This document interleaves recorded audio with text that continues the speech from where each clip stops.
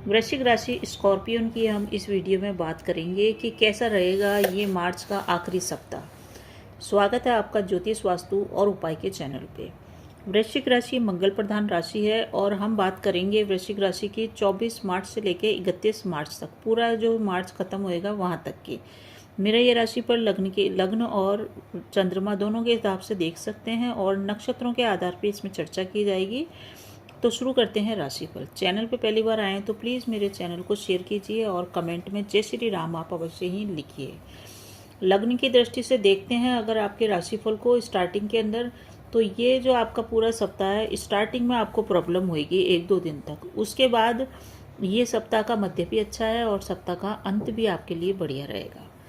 सप्ताह की शुरुआत में आपके मन में चंचलता ज़्यादा रहेगी, दिमाग स्थिर नहीं रहेगा। इस कारण से आपको थोड़ी सी मानसिक रूप से परेशानी रह सकती है। मंगल थोड़े कष्ट में चल रहे हैं आपके राशि के लॉर्ड, इस कारण से आपको मेहनत बहुत अधिक करनी पड़ेगी, पराक्रम बहुत अधिक दिखाना पड़ेगा। वर्क प्लेस पे भी आपको बहुत अधिक मेहनत करनी पड़ेगी, काम का बोझ ज़्यादा रहेगा। इतना ज़्यादा काम का बोझ रहेगा कि आपको दूसरों के काम भी करने पड़े, तो इसमें कोई अतिशयोक्ति नहीं, क्योंकि इस समय आप सभी लोगों के काम करेंगे और खुद के आपके कार्य भी बहुत अधिक होंगे। इस सप्ताह यात्रा भी होगी, आपके सप्ताह के मध्य या अंत में यात्रा होगी। यात्रा से आपको लाभ होएगा। कार्य क्षेत्र में आप अगर हैं, वर्क प्लेस में हैं, तो वहाँ आपका दबदबा रहेगा, हालांकि कार्य अधिक रहेगा। किसी से भी वाद विवाद और कलह आप बिल्कुल नहीं करें। हालांकि घर के बाहर वाद विवाद के बाद, संघर्ष के बाद ही आपको सफलता प्राप्त होती हुई दिख रही है। कुछ रुके कार्य भी आपके बनेंगे और जमीन जायदाद से संबंधित काम भी होंगे। वाहन खरीदने का भी योग बना हुआ है।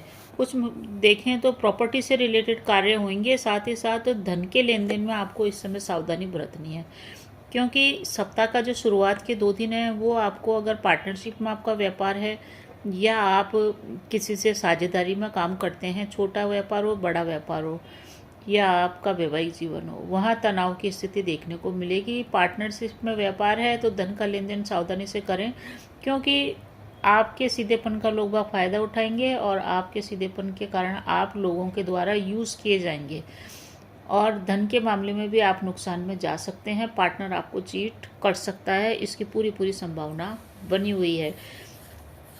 ये जो टाइम है आपका, विवाह के भी योग बने हुए हैं और विवाह के रिश्ते आ सकते हैं। संतान की तरफ से आपको चिंता रहेगी, संतान के कारण आपको तनाव रहे या संतान के बारे में सोच सोच के आपको कोई निर्णय पर न पहुंचे, अनिर्णय की स्थिति रही।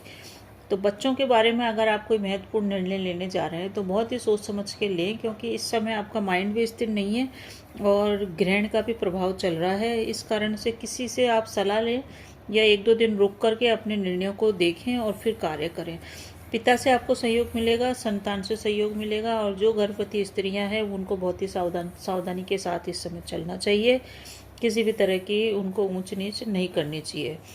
पिता के लिए या माता के लिए देखें तो आपको हॉस्पिटल जाना पड़ सकता है, उनको दिखाने ले जाना पड़ सकता है, ज़बरदस्ती दिखाने ले जाना पड़ सकता है, या माता पिता से विवाद हो।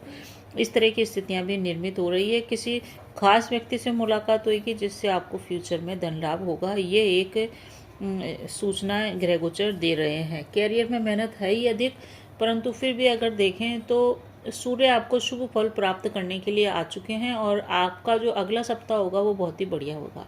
शनि और मंगल की युति प्रभाव भी आपके चल रहे हैं, इसके कारण आपको जल्दबाजी पे नियंत्रण बना के रखना है। अभी मैं डेट वाइज भी चर्चा करूंगी कि किस डेट को आपको क्या करना है, वो नक्षत्रों के आधार पे। इस सप्ताह की शुरुआत के अंदर होलिका का भी पर्व आ रहा है। मंत्र सिद्धि के लिए ये दिन बहुत अच्छा है, आप किसी भी प्रकार का मंत्र सिद्ध कर सकते हैं। माँ लक्ष्मी के मंत्रों को भी आप सिद्ध करें तो बहुत बढ़िया रहता है। इस दिन मंत्र, ग्रहण काल में मंत्र सिद्ध करने से, हालांकि ग्रहण भारत में दिखाई नहीं देगा, परंतु आप मंत्र सिद्धि अवश्य करें। और कुछ नहीं तो हनुमान मंत्र को तो आप अवश्य ही सिद्ध करें। जितना हो सके हनुमान चालीसा का पाठ करें, आपको जीवन में कई समस्याएं जो आएगी उससे आपको निजात मिलेगी। घर में कलह का वातावरण स्टार्टिंग में आप न बनाएं, क्योंकि सप्ताह की शुरुआत में घर में कलह हो सकती है। माता का भी आपको ध्यान रखना है, माता के स्वास्थ्य का भी ध्यान रखना है। तो इस तरह से ये आपका सप्ताह चल रहा है और जो लोग स्टूडेंट्स हैं उनके लिए ये कठिन समय है, क्योंकि उनके मन में चंचलता रहेगी और उनके रिजल्ट अगर आ रहे हैं तो उनको बहुत ही, अगर परीक्षा है तो बहुत सावधानी के साथ चलना है। उनके लिए थोड़ी सी नकारात्मकता ग्रह गोचर दे रहे हैं। होलिका के अंदर एक उपाय आप अवश्य ही करें। अपने सिर पर से या अपने जितने भी परिवार के जन हैं उसके ऊपर से गाय के बनाए गए गोबर के गोल गोल जो चक्र जैसे बनाए जाते हैं, उपले के अंदर गोल वो छेद करके माला बनाई जाती है बड़ फूले की, उस माला को सभी परिजनों पे से उमार करके होलिका दहन में आप अवश्य ही उसे अर्पित करें। साथ ही साथ होलिका के पूजन के अंदर चने, नारियल और चावल और धूप इनका प्रयोग करें और इनको अर्पित करें। इससे नकारात्मकता दूर होगी और लक्ष्मी प्राप्ति के रास्ते सुगम बनेंगे। नक्षत्रों के हिसाब से देखें तो 24 तारीख की तो होलिका है। इस दिन तो आप अपने आप को शांत रखें। चंद्रमा जो चल रहे हैं उत्तरा फाल्गुनी में चल रहे हैं। सोमवार की बात करें तो सोमवार को भी उत्तरा फाल्गुनी नक्षत्र में चलेंगे चंद्रमा, और ये जो चंद्रमा है सूर्य के नक्षत्र में चलेंगे। तो 25 तारीख को आप सूर्य देव की आराधना प्रातः उठ के करें, और दिमाग में जो आपके थोड़ा सा हल्कापन है, मस्ती का सा माहौल है, वो आपके सुबह रहेगा करीब करीब 10 बजे तक। उसके बाद आप अपने कार्यों में लगेंगे और कार्यों को आप गति देंगे, एक एक करके कार्यों को संपन्न कराएंगे। 26 तारीख ट्यूसडे है। इस दिन चंद्रमा अपने स्वयं के नक्षत्र में जाएंगे, बहुत ही बढ़िया है। मेल मिलाप होगा, लोगों से संबंध मधुर बनेंगे और आपको अपनी वाणी पे नियंत्रण इस दिन रखना पड़ेगा। 27 तारीख को देखें तो मंगल के नक्षत्र चित्रा में चलेंगे चंद्रदेव, और ये तुला राशि है। तो आपके 12वें घर में आ रहे हैं, इसलिए आपको अपने खर्चों पे इस दिन नियंत्रण बना के रखना है। इस दिन दोपहर को 2:37 के बाद अपने स्वास्थ्य का विशेष ध्यान रखना है। किसी को पैसा उधार नहीं देना है, और साथ ही साथ स्किन से संबंधित रोग आपको या पेट से संबंधित रोग हो सकते हैं, उनकी भी सावधानी रखें। 28 को स्वाति नक्षत्र में चलेंगे चंद्रमा, जो कि राहु का है। इसके कारण से आपका दिमाग बेचैन रहेगा, मन मस्तिष्क में अनिर्णय की स्थिति रहेगी, कोई महत्वपूर्ण डिसीजन आप ले नहीं पाएंगे। दिमाग दो हिस्सों में चलेगा। मन की चंचलता पर नियंत्रण रखें, नकारात्मकता से बचें, अकेलेपन से बचें, और किसी की सलाह एक्सपर्ट की लेना चाहे तो इस दिन आप अवश्य लें। राहु को कंट्रोल में करने के लिए भगवान गणेश के मंदिर में जाएं, गणेश जी को दुआ चढ़ाएं या गणेश मंत्र का घर पे ही जाप करें। इससे आपके मानसिक विकार जो हैं वो दूर होंगे। 29 तारीख को विशाखा नक्षत्र में चलेंगे। ये भी चंद्रमा आपके 12वें घर के अंदर चल रहा है। अनचाही चीज़ों का आपको डर बना रहेगा। यात्रा करने से इस दिन बचना चाहिए। मानसिक अवसाद, डिप्रेशन से भी आपको बचना चाहिए। ये दिन सावधानी के साथ निकालने का है। 30 तारीख को आधा ही दिन आपका थोड़ा सा नकारात्मक है, उसके बाद आपका सही होएगा। अनुराधा नक्षत्र में चल रहे हैं चंद्रमा, और बहुत ही बढ़िया ये दिन आने वाला है, क्योंकि आपके खुद के नक्षत्र में, खुद की राशि में चंद्रदेव आ गए हैं।